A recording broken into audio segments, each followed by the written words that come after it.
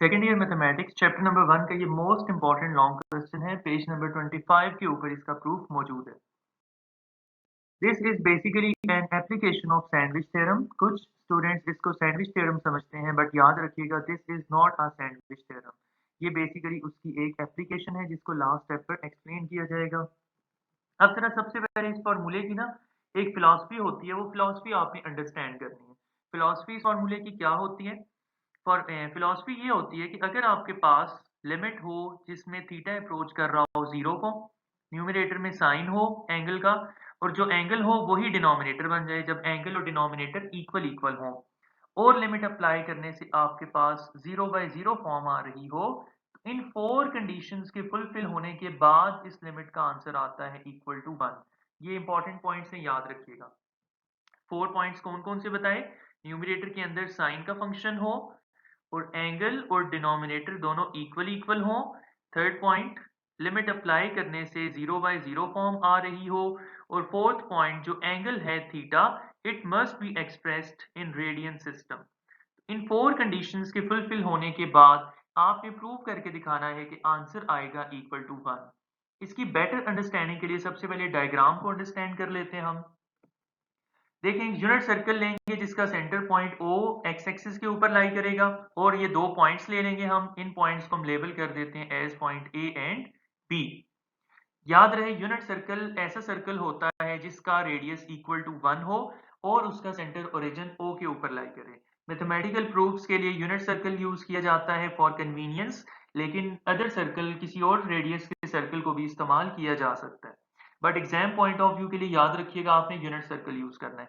इसके बाद ये जो पॉइंट ए है, यहां से 2 काम करने हैं आपने। नंबर 1, एक्स एक्सिस के ऊपर एक परपेंडिकुलर ड्रॉ करेंगे, और फर्स्ट करते हैं ये परपेंडिकुलर एक्स एक्सिस को टच करता है इस पॉइंट सी के ऊपर। और सेकंड नंबर पे पॉइंट ए से एक टेंजेंट आपने बनाना है। ये टेंजेंट सर्कल को पॉइंट ए पे टच करेगा और एक्स एक्सिस को पॉइंट डी के ऊपर। एट द एंड ये जितने पॉइंट्स हैं इन सबको एक दूसरे के साथ ज्वाइन करना है आपने। तो हम इसको भी लिख भी देंगे कि सबसे पहले हमने ए को बी के साथ ज्वाइन किया, फिर ए को सेंटर ओ के साथ ज्वाइन किया। ये मैंने जितनी बातें की हैं इनको यहाँ पे हम वर्डिंग की शक्ल में नोट कर देते हैं। From A draw A C perpendicular on to X axis and a tangent which touches X axis at point D. इसके बाद join all points involving in the figure. इस फिगर के अंदर 5 पॉइंट्स इन्वॉल्व थे, centre O, फिर A B C and D. इन पांचों को एक दूसरे के साथ हमने ज्वाइन कर दिया। यहाँ एक और बात याद रखिएगा कि ये जो सेंटर के ऊपर सेंट्रल एंगल बन रहा है, दिस एंगल, इसकी मेजरमेंट को हम डिनोट करवा देते हैं ग्रीक लेटर थीटा के साथ। अब आप देखें जरा, आपकी इस डायग्राम में 3 लाइन सेगमेंट्स जो है ए डी, ए बी और ए सी, इन तीनों में क्या रिलेशन है, कौन सबसे बड़ा है और कौन सबसे छोटा है? तो आपको नजर आ रहा है कि ए डी सबसे बड़ा है, फॉर एग्जाम्पल 5 सेंटीमीटर, फिर ए बी है फॉर एग्जाम्पल 4, और ए सी है फॉर एग्जाम्पल 3। तो आपको नजर आ रहा है फ्रॉम फिगर सबसे छोटा लाइन सेगमेंट है ए सी। तो यहाँ पे ये रिलेशन बना कि A D is bigger than A B and A B is bigger than A C. अब इन तीनों लाइन सेगमेंट्स के अलावा एक और लाइन सेगमेंट अवेलेबल है, दैट इज ओ ए। वो अभी तक हमने नहीं लिखा, तो याद रखिएगा आपने इन तीनों टर्म्स को ओ ए पर डिवाइड करना है। आप लिख सकते हैं divide all terms by O A. तो हमें ये इनइक्वालिटी मिल जाएगी, A D divided by O A bigger than A B divided by O A and bigger than A C divided by O A. इस इनइक्वालिटी को हमने label कर दिया एज इनइक्वालिटी नंबर 1। अब याद रखिएगा, यहाँ पे हमने कुछ कैलकुलेशंस करनी है। ये जो फर्स्ट इस इनइक्वालिटी का एलिमेंट है, इसकी ए डी ओवर ओ ए, अभी मैं एक्सप्लेन करूंगा कि ये कैसे tan थीटा के इक्वल आता है।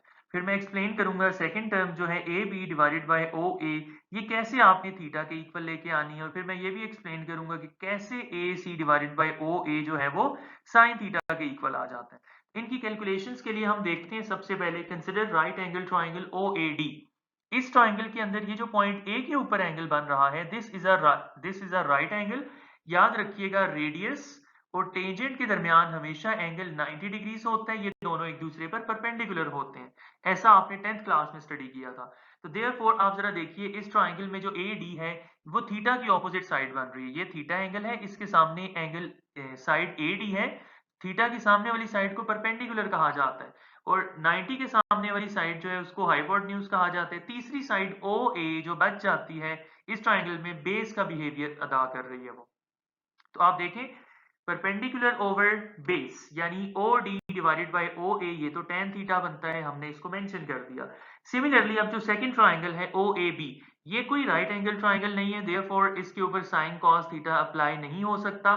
इसमें आप जरा देखें, हमें इसकी वैल्यू चाहिए ना AB ओवर OA। आप जरा देखें फर्स्ट ईयर के चैप्टर नंबर 9 में यहाँ पे आपके पास इन्वॉल्व हो चुकी है एक आर्क, आई एम सॉरी, एक आर्क AB और एक कॉर्ड है, स्ट्रेट लाइन है AB। यानी डायग्राम के ऊपर देखें, ये इसको जो मैं हाईलाइट कर रहा हूँ ये गोल वाली लाइन है और इसके ऑपोजिट जो है ये वाली एक स्ट्रेट लाइन है। तो आपने चैप्टर 9 में सीखा था कि सर्कल के केस में L is equal to R theta formula जहां इन्वॉल्व होता है, वहां पे इन दोनों के मैग्नीट्यूड को अप्रोक्सीमेटली इक्वली लिखा जाता है। तो देयरफॉर अभी हम लिखेंगे ए बी को approximately equal to approximately equal to arc length L। तो हम मेंशन कर देते हैं यहाँ पे कि AB divided by OA is equal to L over R। अब आपने देखा था, सीखा था कि L over R is equal to theta, तो ये हमने L ओवर R की जगह थीटा पुट किया, इक्वेशन नंबर 3 बन गई। अब हमने थर्ड वैल्यू निकालनी है AC ओवर OA। इसके लिए हम कंसिडर करेंगे ट्राइंगल OAC को, इसमें ये राइट एंगल बन रहा है, इसके सामने हाइपोटेन्यूज होगा OA, OC will be the base and AC will be the perpendicular। यहाँ पे हम लिख देते हैं, आप देखें AC over OA, AC over OA यानी परपेंडिकुलर ओवर हाइपोटेन्यूज, ये साइन थीटा की रेशो बनती है। तो इसको हम यहाँ मेंशन कर देते हैं, right angle triangle OAD AC over OA is equal to sine theta. अब याद रखिएगा ये इक्वेशन नंबर 4, 3, 2 इन तीनों को हमने जाके पुट करना है इनइक्वालिटी नंबर 1। इनइक्वालिटी नंबर 1 के अंदर ये तीनों वैल्यूज हम डाल देते हैं। आप जरा देखें रिजल्टिंग इनइक्वालिटी क्या बनेगी। इसकी जगह पे आ जाएगा हमारे पास tan थीटा, ये हो जाएगा थीटा और यहाँ पे आ जाएगा साइन थीटा। तो resulting inequality will be tan theta greater than sine theta. तो देखिए वैल्यूज पुट करने से ये सिचुएशन बनी। अब जब हम tan थीटा को sin theta divided by cos theta से रिप्लेस करेंगे और तमाम टर्म्स को sin थीटा पे डिवाइड करेंगे तो ये हमारे पास इनइक्वालिटी बनेगी। देखिए sin थीटा tan थीटा की जगह आ गया sin theta over cos theta और ये sin थीटा से हमने तमाम टर्म्स को खुद से डिवाइड कर दिया। तो ये sin थीटा से कैंसिल होके 1 ओवर cos थीटा देगा, sin थीटा से कैंसिल होके 1 देगा। ये सिचुएशन आ जाएगी हमारे पास। अब अगर आप रिजल्ट को देखें तो उसके अंदर साइन थीटा जो है उसकी रिक्वायरमेंट है कि वो न्यूमरेटर के अंदर हो। साइन थीटा को न्यूमरेटर में लाने के लिए हम रेसिप्रोकल ले लेते हैं। रेसिप्रोकल लेने से देखिए मैंने इनइक्वालिटी साइन अभी नहीं पुट किया, तो याद रखिएगा अगर आपके पास ये सिचुएशन बन रही हो ए और बी के साइंस सेम हो तो जब भी इनका रेसिप्रोकल लिया जाता है तो रेसिप्रोकल लेने के बाद इनका इनइक्वालिटी साइन रिवर्स हो जाता है। पहले ग्रेटर था, अब दोनों जगहों पे लेसर का साइन आ जाएगा। ठीक है, अब हम लिमिट अप्लाई कर देते हैं। Apply limit as theta approaches to 0। देखिए जब cos थीटा, यहाँ पे ये एक बात एक्सप्लेन कर दूं, इसको याद रखिएगा, तवज्जो तलब है ये। cos थीटा एक ऐसी क्वांटिटी है कि जब इसके ऊपर लिमिट अप्लाई की जाती है एज थीटा अप्रोचेस 0 तो ये अप्रोच कर जाता है 1 को।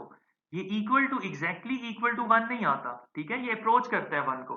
तो यहाँ इसकी जगह हम लिख देंगे 1 और 1 जो है एक कांस्टेंट है, ये एग्जैक्टली इक्वल, ये एग्जैक्ट 1 लिखा हुआ है यहाँ पे।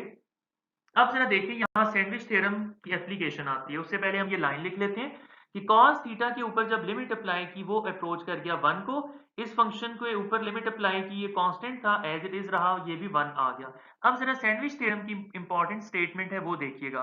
अकॉर्डिंग टू सैंडविच थ्योरम अगर आपके पास क्वेश्चन में 3 फंक्शंस इन्वॉल्व हो f, g and h such that g जो है वो सैंडविच हुआ हुआ हो f और h के दरमियान। ग्राफिकली आप देखें, फर्ज करें ये h का ग्राफ है, ये आप फर्ज करें f का ग्राफ है और g इनके दरमियान में आके सैंडविच हो गया। अगर ये सिचुएशन बन रही हो यानी g जो है वो h से लेस और इक्वल हो, f से ग्रेटर और इक्वल हो, अगर f और h के ऊपर लिमिट लगाने से दोनों का आंसर सेम आ जाए तो सवाल पैदा होता है कि वही लिमिट g के ऊपर जब अप्लाई करेंगे तो इसका क्या रिजल्ट आएगा। अकॉर्डिंग टू सैंडविच थ्योरम इसका भी सेम रिजल्ट c आएगा। अब हमारे इस क्वेश्चन में जरा देखिए आप, cos थीटा था, फिर यहाँ 1 था और यहाँ हमारे पास sin theta divided by theta available था। जब इसके ऊपर हमने लिमिट अप्लाई की तो ये क्वांटिटी अप्रोच कर गई 1 को, ये क्वांटिटी एग्जैक्टली इक्वल टू 1 थी हमारे पास। और अब सवाल पैदा होता है कि इसकी लिमिट किसको अप्रोच करेगी। तो मैंने बताया जब ये दोनों लिमिट्स इक्वल हो तो ये भी सेम लिमिट 1 को अप्रोच कर जाएगी। इन बातों को यहाँ मेंशन कर देते हैं। sin theta over theta is sandwiched between 1 and the quantity approaching 1। वो कौन सी क्वांटिटी है जो 1 को अप्रोच कर रही है? cos theta की बात हो रही है। Therefore, by sandwich theorem, it must approach 1 as well। किसको 1 को अप्रोच करना चाहिए? sin theta over theta को भी। So therefore, by using sandwich theorem, limit theta approaches 0, sin theta over theta is equal to 1।